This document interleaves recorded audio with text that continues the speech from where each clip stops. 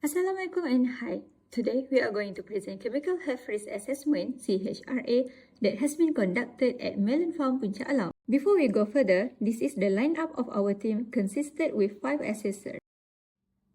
So, what is CHRA? CHRA is a qualitative assessment of chemical hazards to health that is used in the workplace, which follows a standard method outlined under the DOSH guidelines to ensure workplace safety. CHRA is a cornerstone on which compliance with the use regulations 2000 is achieved. The objective of CHRA are to identify the hazard, to evaluate the degree of exposure, to evaluate the adequacy of existing control measures, and lastly, to recommend further appropriate control measures and prioritize action. CHRA is classified as full assessment approach to conduct the assessment of risk to health. In principle, full assessment is conducted using a CHRA method as outlined in this manual. The type of assessment that we conducted is site-specific CHRA. The procedure in carrying out a CHRA consists of 10 steps that we will further discuss later.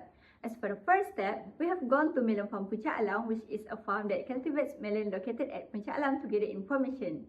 We have interviewed the owner of the farm, Encik Yunus, and observed the area of farm where the chemical is used. This is the layout of Melon Farm Puncak Alam. We are focusing in one work unit, which is pesticide applicator. This is work process of pesticide applicator. The worker that associate with the risk at Melon Farm Puncak Alam is only one man, which is Encik Yunus, who is solely responsible for the entire operational process. He is working from 8 AM to 4 PM, totaling 8 hours per day. For fungicide activities, however, Encik Yunus exposed with the chemical once a week with duration 10 minutes per session. The chemical that used by Melon Farm Puncak Alam as pesticide and fungicide are Amistatop, Wescomelathion 57, and Anthraquil 70 WP. We are using Form B1 to capture the necessary information for the chemical use. Next is step 3, which is determine degree of hazard. In this step, we analyze the degree of hazard for chemicals based on route of entry such as inhalation and dermal. The hazard rating is used to prioritize hazard based on potential health effect by inhale hazardous chemicals. Inhalation hazard rating refers to the level of risk associated with breathing in hazardous chemicals. For the first chemical, which is azoxystrobin and difenoconazole, the hazard rating is 2, and for the malathion and propionate, the hazard rating is 3. This rating evaluates the toxicity of a chemical when inhaled. Next is determine degree of hazard through dermal. Degree of hazard for exposure through dermal is categorized by the effect of chemicals to dermal, such as skin and eyes. Dermal hazard properties refers to the risk associated with chemicals coming into direct contact with the skin. For example, malathion, the hazard properties is acute toxicity and sensitization. This property evaluates the potential for skin absorption, irritation, sensitization, and systematic toxicity after dermal exposure. Okay, we move on to step 4 of the chemical risk assessment, which is to evaluate exposure from all possible routes of entry. For our 3 chemicals, we have 3 routes of entry, which are through inhalation, dermal contact, and ingestion. Putting ingestion aside, as it is hardly occurred in handling of chemicals, we will focus on the inhalation and dermal contact. For inhalation, we need to find first the hazard rating and exposure rating of the chemicals. For dermal contact, we need to find the hazard properties and the extent and duration of the contact. Okay, the first one is the inhalation exposure assessment. The chemicals we have are azoxystrobin, difenoconazole, malathion, and propionate. Okay, referring to table 5 CHRA manual, the frequency rating for these chemicals is 3 due to the exposure of the chemicals is greater than 1 time per month. Okay, referring to table 6 of the CHRA manual, duration rating is 1 as the exposure is less than 1 hour in each use. And then we refer to table 7 to get the FDR for these chemicals, which are 2, 2, and 2. Then, for the magnitude rating MR, we refer to table 8 and table 10 of the CHRA manual, where from our observation, the degree on inhale is low for all 3 chemicals as the worker used proper equipment during the process. And then for the degree of release, malathion is moderate release as it is detectable, have odor, and can stick to the clothes. Okay, MR for these 3 chemicals are 1, 2, and 1. So from both MR and FDR, we were able to get the exposure rating ER for the chemicals by referring to Table 14 of the CHRA manual. The ER for azoxystrobin diphenylconazole is 2, malathion is 2, and propionate is also 2. Okay, the second is the dermal assessment through contact of the chemicals onto the skin. Okay, the chemicals are the same as before. We have azoxystrobin diphenylconazole, malathion, and propionate, referring to Table 17 of the CHRA manual, and also the chemicals hash code from their SDS. The hazardous properties are listed here, as you can see in the slide. Both azoxystrobin diphenylconazole and malathion have acute toxicity and sensitization, while propionate has sensitization, skin absorption, and other properties. The extent of the dermal contact, referring to Table 15 CHRA manual, all chemicals has small dermal contact which may expose to the worker's palm or hand. And then for the duration of exposure, all chemicals are exposed to the workers lower than 15 minutes per shift during the task, thus making the duration of all the chemicals exposure as short term. Now, let's move on to step 5, which is determining the level of risk. First, amistatop has a risk rating of 4 for inhalation and low risk for dermal exposure. Second, vescomalathion 57 has a higher risk rating of 6 and moderate risk of dermal exposure. And third, Anthraco 70WP also has a risk rating of 6 for inhalation but categorized as low risk for dermal exposure. In step 6, we assess the adequacy of existing control measures. For current measures include limited isolation with partial greenhouse containment, ventilation, and the use of PPE such as face masks, gloves, goggles, and long-sleeve shirt. While these controls are generally adequate, recommendations include enhancing greenhouse containment, improving ventilation system, and regularly replacing damaged or expired PPE to ensure effectiveness. Form D2 evaluates the adequacy of organizational control. First, for safe work systems and practices, the current use of PPE like masks, gloves, and long-sleeve shirts is adequate. Recommendations include replacing single-use PPE when sought and ensuring proper storage to avoid contamination. Next, in terms of training and information, measures such as distributing safety data sheets and displaying hazard signs are currently inadequate, so it is recommended to conduct refresher courses and provide pictorial guides for better understanding.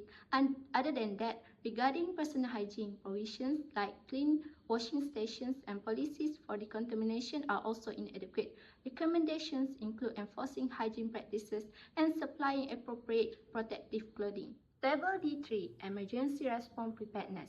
Firstly, eye wash stations and emergency showers are currently unavailable. This is crucial in chemical application areas where immediate decontamination might be necessary. Therefore, the recommendation is to install portable eye wash stations and emergency showers near these areas. Other than that, first aid kits are also unavailable. These are essential for addressing minor injuries or chemical exposure incidents. The recommendation here is to restock first aid kits with the appropriate supplies to ensure readiness in case of an emergency. Lastly, fire extinguishers are also not available. Fire extinguishers are a critical safety measure for preventing the escalation of fire hazards. The recommendation is to install fire extinguishers in key areas of the farm to improve fire safety. Exposure monitoring and medical surveillance. First, exposure monitoring involves assessing the level of exposure to chemicals such as amistatop, vescomalathion 57, and Anthraco 70. This is done through air quality testing to monitor workplace safety. The recommendation is to conduct periodic air sampling to ensure that exposure levels remain within the safe limits.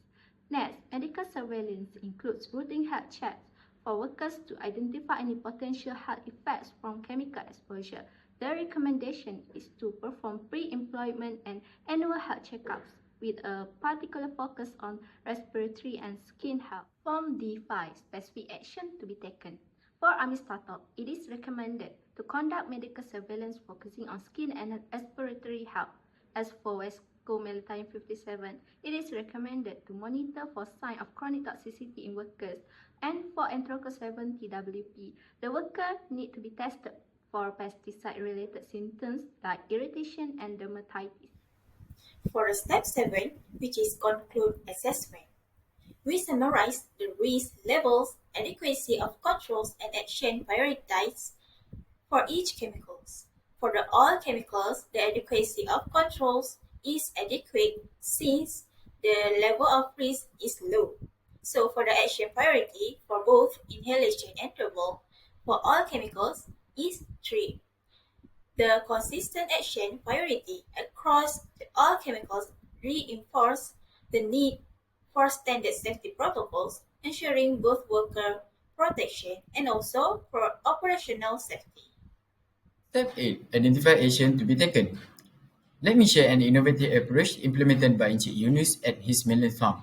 Encik Yunus was implemented engineering control to their farm for introduce a closed hydroponic piping system. It's designed to minimize any chemical discharge into the surrounding environment. This system is highly efficient and sustainable. Firstly, it ensures that water and nutrition are reused efficiently with significantly reduced hazardous runoff. This means no favourable chemical escape into the environment. The second one, Encik Yunus also implemented the isolation control for hazardous substance. In this setup, it stores separately and dedicated a shaded storage area to protect and avoid from the direct sunlight, heat source and ignition point. Additionally, a proper labeling and contaminant were implemented to enhance safety during bulk storage and handling. These measures not only ensure compliance with safety standards but also help maintain a secure working environment for everyone involved. Step 9. Recommendation and action priority. Encik Yunus also placed a strong emphasis on personal hygiene, which play a crucial role in managing chemical hazard effectively. He regularly washed his hands with soap, especially after handling chemicals during the agriculture activities. This habit is particularly important because he performed this task without a glove, helping to reduce the risk of chemical exposure despite the absence of hand protection. Additionally, it helps prevent accidental ingestion of chemical, particularly before a meal or activities that involve hand-to-mouth contacts. So, immediate response to hazardous chemical contact. Encik Yunus also ensured his safety on his farm. Encik Yunus ensured that water resources are always available nearby, allowing him to quickly address accidental chemical exposure. For example, if hazardous chemical come into contact with his eye, he immediately washed them with the water to minimize the irritation of further harm. The second one, medical emergency preparedness. He also maintained as well as equipped first aid kit on his side, stocked with essential supply for treating common farming injuries.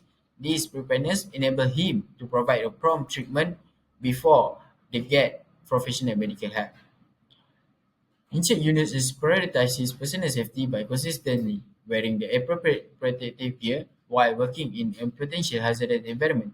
His PPE in this farm include a mask to prevent inhalation of harmful vapor or particle, goggles to protect his eye from chemical, and also have a cover shoe to shield his feet from the exposure of hazardous material, long sleeve shirt and protective clothing to safeguard his skin from accidental spill or prolonged contact with harmful substance. This comprehensive use of PPE can reflect his protective approach for minimizing the personal risk and ensuring his safety while handling chemical on the other potential dangerous material. Okay, and the last step, step 10, is to prepare, present and submit the report according to the Occupational Safety and Health Use and Standards of Exposure of Chemicals Hazardous to Health Usage Regulation 2000. The report must be submitted to the employee within 1 month after completion of the CHRA assessment. Okay, in conclusion, the Chemical Health Risk Assessment CHRA is an important assessment that must be conducted to ensure the safety and health of workers who are exposed to any kind of chemicals in the workplace.